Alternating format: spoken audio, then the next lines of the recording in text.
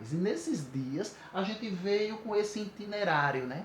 Falando do Domingo de Ramos, que foi o primeiro vídeo que eu fiz há uns dias atrás. Eu também fiz o vídeo na segunda-feira, onde a gente procurou seguir a liturgia diária, que são aquelas leituras da Bíblia, as leituras que a igreja organiza na Bíblia, que acha relevante, importante para a gente seguir naquele itinerário que é todos os dias, são as leituras que a gente ouve também ouve, né? Também nas missas.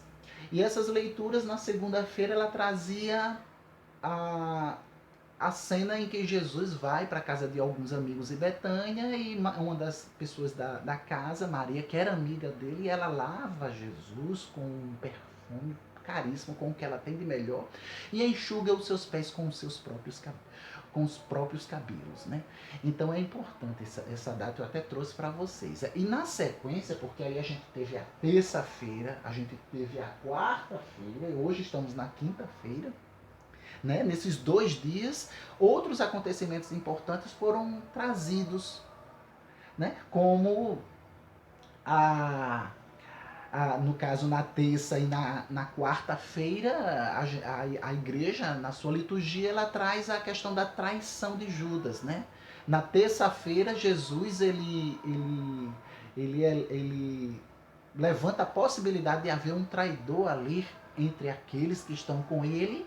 Isso na terça-feira, e na quarta-feira essa traição é confirmada quando o próprio Judas ele sai da celebração daquela reunião em torno da mesa que eles estão e vai já vai no sentido de trair Jesus, né? Então há essa confirmação. Ponto, né? E são as leituras que alguns de vocês podem até dizer, mas é tão repetitivo, porque no domingo de Ramos não foi falado da traição? Não é? Aí na terça falou novamente da traição de Judas, aí na quarta falou. É assim que eles deduzem a liturgia, de uma forma que eles trazem aquilo que ele é de mais importante. Mas aí para vocês, há outros acontecimentos que é importante vocês saber. São aqueles acontecimentos que a gente deve saber. Que se seguem depois da entrada de Jesus em Jerusalém, depois da chegada dele em Jerusalém. E aí alguns acontecimentos são importantes para entender aonde culmina esse momento, né? Onde termina na crucificação de Cristo. Né? Então eu tenho aqui um livro que ele tem algumas histórias.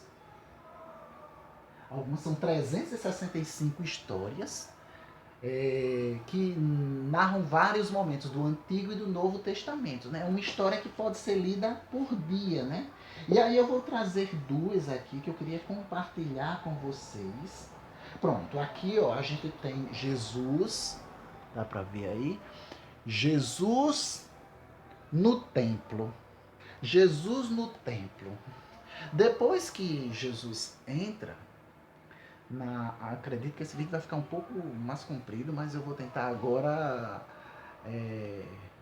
condensá-lo, diminuí-lo. Né? Depois que Jesus entra em Jerusalém, né, ele segue e vai ao Templo de Jerusalém. Um grande monumento, uma grande construção que todos os peregrinos que vão a Jerusalém, eles vão até esse templo, como isso continua até hoje, né? Só que hoje esse templo ele foi destruído e só há uma muralha, que é o Muro das Lamentações, cultuado por muitos judeus e muitas outras pessoas que vão até Jerusalém, ainda vão a esse lugar.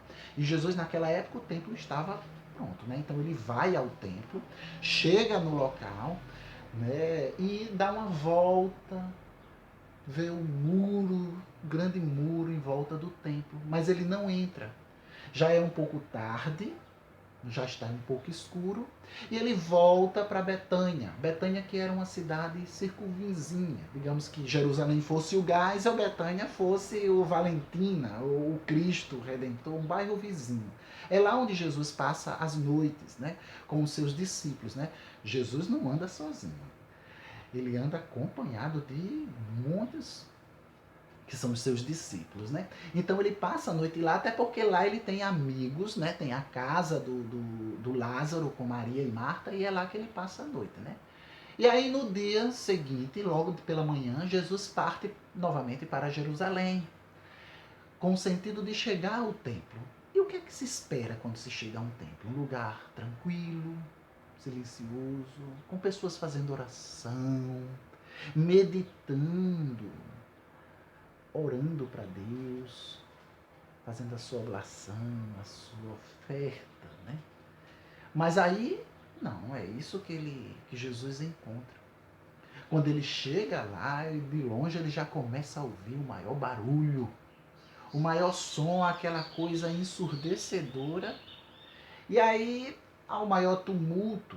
Como narra aqui a história, né? Ele já chega, já encontra algumas ovelhas balindo, né? Como diz aqui, as ovelhas baliam de... É o som que a ovelha emite, né? O ber que ela faz, né? As vacas murgindo, como também mugiam, né? Como também pássaros cantando, aquele maior barulho, muitas pessoas tumultuando. E aí diz aqui, né, que haviam muitos cambistas trapaceando, né? Haviam muitos animais sendo vendidos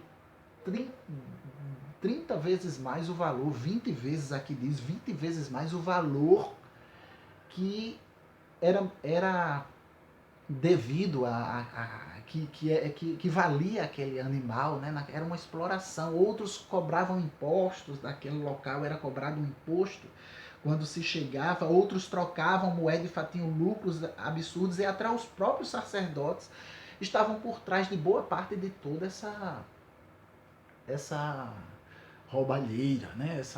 Né? Ataque às pessoas, né? E aí o que acontece?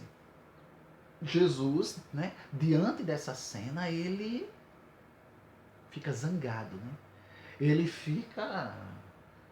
Então, ele faz um cipó e de repente ele parece perder o controle. Começa a derrubar tudo, né? Como diz aqui, ó, os próprios, né? Jesus fica muito zangado, não só pelo fato de os pobres serem enganados, como também porque a casa de Deus estava sendo transformada em um mercado desonesto. Ele avançou a passos largos, sem medo de seus inimigos, e virou os bancos com força. As mesas e os banquinhos ficaram de pernas para o ar. As moedas rolaram por todos os lados. Depois Jesus afugentou os animais e mandou embora as pessoas com suas bagagens. Vão embora. Diante, os peregrinos olhavam tudo com assombro. Como Jesus era valente para desafiar as pessoas mais poderosas da terra. Como ele era valente, então, né? Jesus explicou-lhes. Deus disse que este templo deve ser um lugar onde todos, de todas as nações, podem vir para orar e adorar. Ele não será transformado em um covil de ladrões. Jesus, ele toma toda uma ação que para alguns poderia dizer, Jesus, ele teve um surto, ele surtou, ele enlouqueceu. Não, Jesus não enlouqueceu de jeito nenhum. Ele sabia exatamente o que ele estava fazendo. Era um processo que as pessoas precisavam entender. Não era uma coisa à toa aquilo que ele fazia. Né? Então é tanto que ele se senta e observa todo o entorno do templo. Ele não simplesmente chega e feito um aluno louco, não é assim, bem. Ele senta, vai analisando cada coisinha daquela, juntando os seus fiozinhos devagarinho até formar um mastro. E é quando ele pega aquele cipó e sai tomando a ação, fazendo aquilo por amor àquilo que é a palavra de Deus. E os judeus conheciam muito bem isso. Nesse cenário, havia muitos fariseus, mestres da lei, que o observavam.